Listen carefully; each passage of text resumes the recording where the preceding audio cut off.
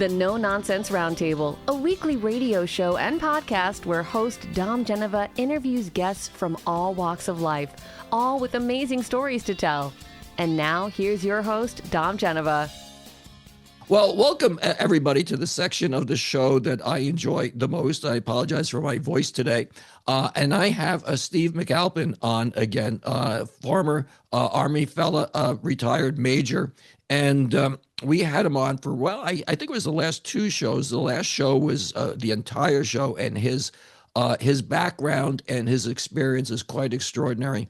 And after we recorded, he was talking to me a little bit about a very serious subject, and it's so important we couldn't put into last week's show. And I'm just going to say the word, and I'm going to let him loose. And you probably don't want to hear my voice now anyway. And the word is you had something to say about trauma. So let's talk about what we talked about then. Sure thing, Dom. Thank you so much for letting me have an opinion on this really serious life and death topic. Trauma is something I never thought I would have. And I was raised well. I was well educated and everything, and I was looking forward to going to Bosnia first and then Afghanistan. I mean, that's what I did. Since I was a little boy, I dreamed of going to war for my country. And then the greater war, for me anyway, and many of my friends, colleagues, and even people I don't know, it's just when you get back, it's a whole different mindset. We rise to the challenge of being in combat to serve overseas in a hostile environment. And then when we get home, it just seems that things, for me anyhow, did I suffer any? I get hit with one piece of shrapnel. I didn't even count it because I was a medic and I just fixed it myself. I didn't want a Frank Burns Purple Heart. I just it wasn't that traumatic, and nothing that other than dealing with incompetence and having the foresight to not that I have a crystal ball, but I kind of knew we were making huge mistakes in the beginning of this war. I mean, from February when I arrived in 2002, even to January when we deployed, I could realize that there were many things that were going to rub me the wrong way, rub the mission the wrong way, and not provide a recipe for success in Afghanistan. So fast forward, way different than how our Vietnam veteran brothers and sisters were treated. We got home in 2002 November, and we were rock stars. People were buying us coffee, dinners, always saying thank you for your service and really meaning it. And my family, everybody rallied, and friends. I had a very tight-knit group of friends that we looked out for each other, but none of us expected that. We were like, one of my friends is a rocket scientist, and we never expected that any of us would have trauma, emotional trauma based on our experience. So I guess I just want to say that as an appeal to anybody listening to the show, if you are struggling with trauma, I'll give you my email address at the end of the program, and Dom will publish it on his website. But it's very important. You can reach out to me anytime, day or night, email, and I will try to find a solution for you or make contact with you personally and try to get you off that precipice. For me, I came back to a job as a special education teacher, and I was married to this wife I got married to 6 days before I deployed. And as an officer, we always tell our soldiers, don't get married right before you deploy. I mean, that's from from when time began. You don't ever want to go to war just being married. And I did that.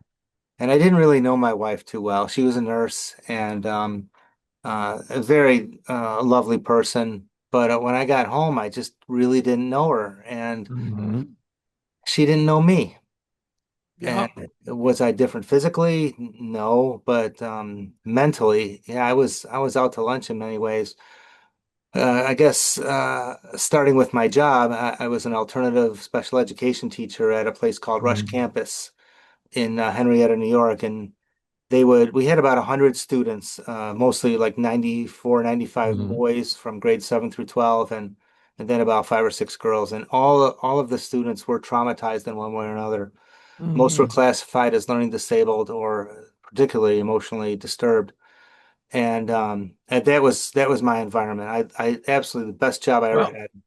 well, one of the things you were talking about before was that you had a trouble getting emotional support that you needed, and from that, from probably getting married so quickly and whatever, Mhm. it was a different person, I think, that might have come home than you that she married.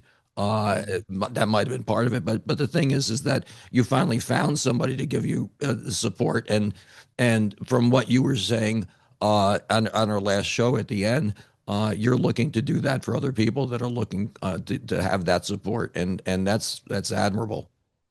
Exactly. Thank you so much for saying that. Honestly, to be completely truthful here, I've been married more than once.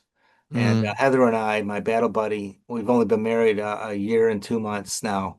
And she's just everything I could ever dream of in a partner. She's also a combat vet. We've deployed together from the 401st Civil Affairs Battalion. So we have a lot of mutual friends and acquaintances and experiences that really add value to the processing of trauma for me and for her too. And I'm sure trauma takes a lot of different forms. So let me get your email address out again. Again, I apologize for my voice right now. There's nothing I can do about this, but let's get that out once again. And the message to veterans in particular is that, I think you would concur with this, is that if you need somebody to talk to, you've been there, and you've seen these things, and you know, and you've related, and you've taken them upon yourself, and you're still struggling with it. You're successful at it, but you're still struggling with it. And if anybody is like that, they should reach out to you because you're there, as something you would like to do for somebody else, right? Indeed, yeah, I think that's my one of my great purposes in life at this point. Because Dom, you're looking at a guy that's alive and well right now. Hmm. But let me tell you, brother, I don't know how much time we have here, but I just I was almost dead several times. I tasted actually I wrote about extensively about what a 9 millimeter Beretta M9 tastes like, and Hmm. um, and that was a dark point. I tried at one point. I felt rejected by my family, which was come to find out it wasn't really true. But I put my sneakers on the side of Lake Ontario and I started swimming, and I got about a half mile out, and I was really tired, Yeah. and I swam back. Thank God I Yeah. swam back.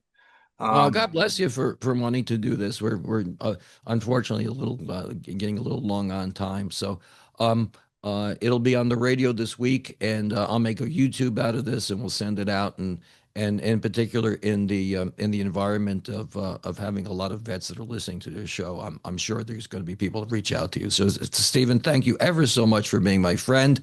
Thank you for your service, and God bless you for what you do, and overcoming the struggles that you're overcoming. Thank you for what you do too, Dom. For getting the word out there and letting me have this voice on your platform. Hopefully, it'll save even just one person from the struggle. So, God Yeah, bless you too, my I'm sure. friend. Well, I'm sure it will. Thank Thank you, you. sir. All right, sir. Thank you. Okay, that's it.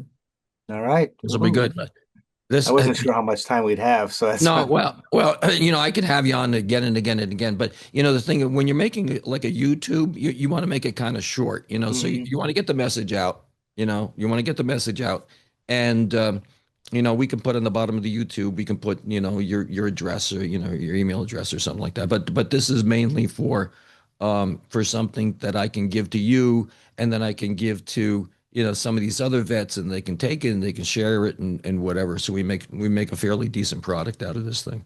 Great. So I'm so I so think, proud of what you're doing. Well, I appreciate that. I'm just trying. You know, it's funny because I've made so many. There's so many people that I've made enemies of, and I really don't care. It amazes me the egos and the people that don't understand, and it's like there was a fella years ago, and I wanted to have the guy on the show, and he was a local disc jockey years ago, Mhm. and I called him up and I said, well, I'd like to invite you on the show. You said you would come on. He says, no, I don't. I don't think so. I go, well, why not? You said you would. And he said, you know what? He goes, nah, I don't think so. I go, well, what is it? He goes, have you heard one of your shows? Have you heard, like how crappy you are? And I'm like, I said, how small is your soul? I mean, really, Wow. I said that, it's like me inviting Jack Nicklaus to play golf. And he goes, no, you're too shitty of a golfer for me to play golf with. What's the hell? Yeah. What the hell's the matter with you? How You know, funny. you Yeah. but you get a lot of people, like that. You just got to laugh. You really do. Oh Hmm. my God, you really, really do. So it's a pleasure to know you. We'll have you over for dinner when I'm not infectious. So Well, that'd I be tell, delightful. I yeah, look forward to that. My yeah, wife you too. too. She's all excited. Well, the thing is, I see this as a continuing thing. You can come on every couple of months or something like that. Let's make this a continuing thing. And you know what? You can refer other vets to me too. You have a Hmm. buddy or a friend or whatever. Let's get him on or her on. I mean, Yeah, I know some of let's the. tell this. Yeah, let's tell the story. Let's tell the story of people that like you just don't know. There's great stuff there. Okay. There's the human condition, and there's success, and there's joy, and there's depression, and all this other stuff. And, it's all Yeah. good. It's all good. All right, my Yeah. friend. Thank you. Thank you so much. Please say hi Okay. to Nita for me. Okay. I Thanks sure will. again, Bye bye. Dom. All right. Bye. To get in touch with Steve, email him at majormac2002@gmail.com. That's major MAC2002@gmail.com. Thanks for listening. You can find our previous shows at nononsenseroundtable.com. Don't forget to like and subscribe, and we'll make more.